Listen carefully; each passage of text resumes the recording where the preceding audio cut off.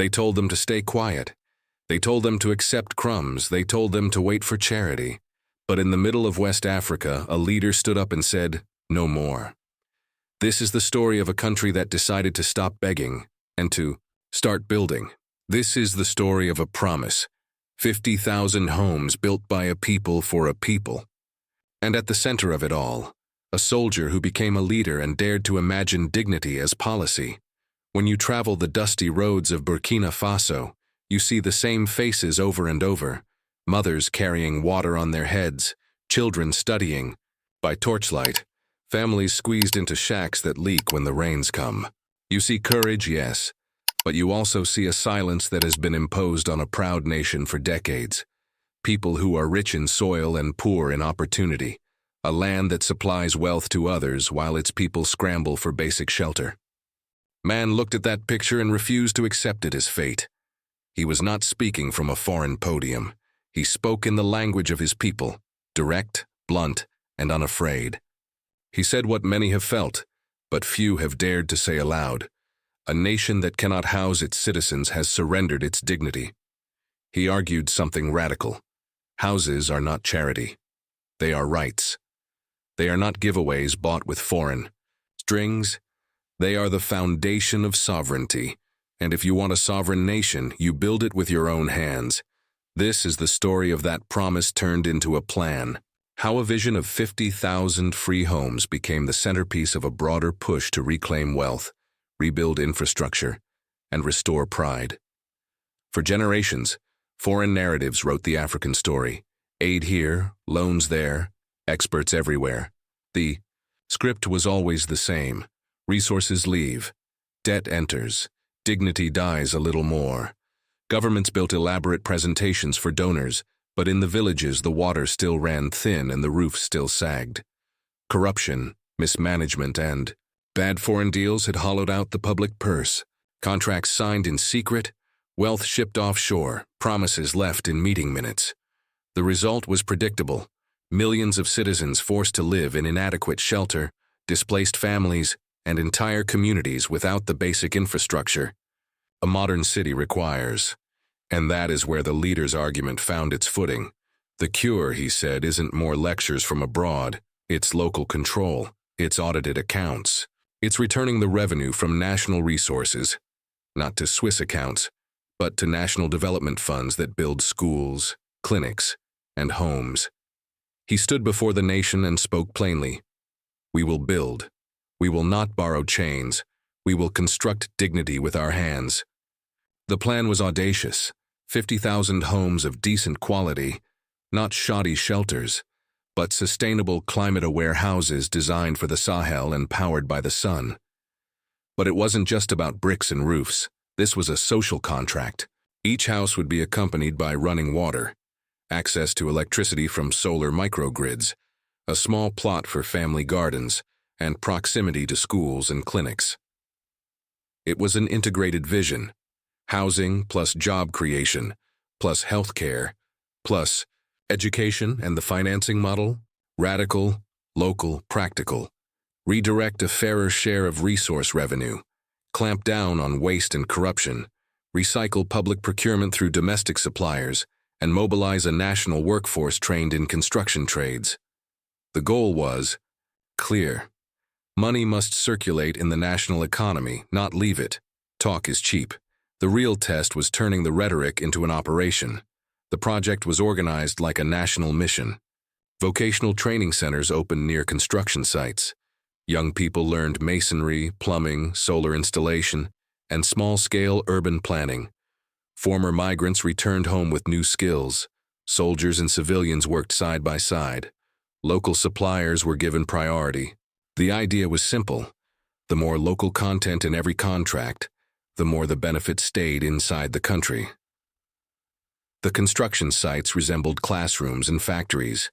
Workers learned how to make compressed earth blocks adapted to local climates. Engineers experimented with passive cooling and water catchment. Solar technicians installed microgrids to power community centers and streetlights. Each neighborhood had a market plan, a clinic blueprint, and a school schedule. This wasn't top-down charity. It was a national boot camp in building capacity, a way to ensure that when the scaffolding came down, the community could maintain what it had created. What changed first was not GDP. It was faces. The mother who had nowhere to keep her children now had a small room with a window. The father who had spent his life on odd jobs now had stable work and a transferable skill. Children had a proper place to study. Neighbors organized co-ops to grow vegetables, sell produce at local markets, and finance small businesses. A single home meant a family had a base, a fixed address, a place for the child to receive mail, for businesses to register, for a voter to feel seen. In development circles, they call this the asset effect. Ownership or access to housing unlocks opportunities for credit, schooling, and civic participation. In real life, it means fewer people crowding refugee camps and more people planning. For the future, economically the ripple was immediate. Local suppliers thrived, transporters found steady routes, brickmakers, welders, carpenters, once invisible, became the backbone of a national recovery. And because the project emphasized local procurement, money flowed directly into towns that had previously been bypassed by development.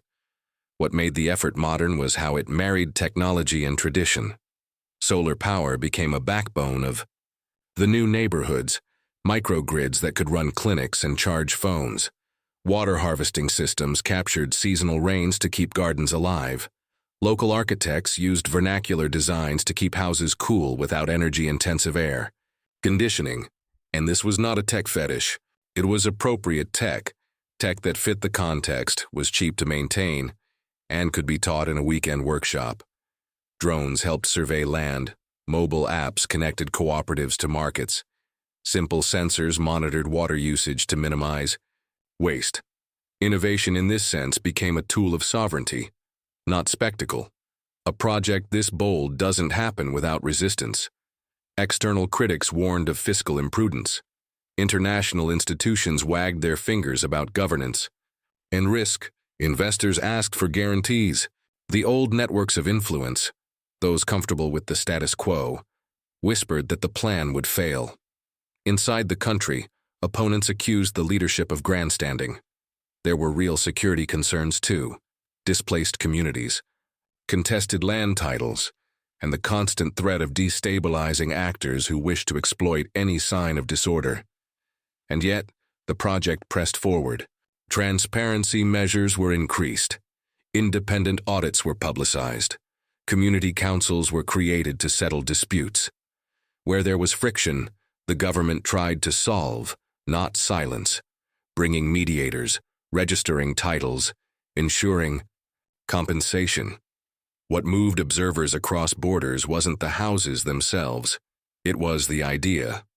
A nation building at scale for its people, refusing strings attached to foreign loans, and refusing to accept that development must always be outsourced. Neighboring countries watched and asked questions. Can we do this too? The model offered a template. Resource revenue redirected toward public goods. Local supply chains cultivated, youth trained, and dignity restored. For countries tired of cycles of aid and debt, it was a demonstration that sovereignty and development could be sewn together, brick by brick. At its heart, this project argues a moral case. A government's first job, the script says, isn't to impress foreign capital. It's to make sure every child has a safe place to sleep. When people have homes, the social contract becomes visible. People who once felt powerless now feel invested in the nation's future. This is not a promise of perfection. No large program is. There are budget overruns, there are delays, and there are interests who will always try to reclaim old patterns. But the very act of building, of mobilizing citizens to make something that is theirs, changes expectations. It raises the bar for what governance must deliver. If you want proof of impact, look to the small things. The teacher who used to board 3 buses to reach a school now walks to a classroom 2 blocks from her new home. The farmer who lost his land returned and now manages a small plot in a cooperative that sells to the city market. Young welders earn enough to start a family. The elderly woman who had nowhere to sleep now has neighbors who look out for her. These individual recoveries compound. They make communities resilient. They cut the recruitment pool for extremist groups who prey on desperation. They turn cynicism into investment. They turn survival into planning. So what have we witnessed? A nation refusing to be narrated by others, a people building their future on terms they control. 50,000 homes are more than concrete and tin.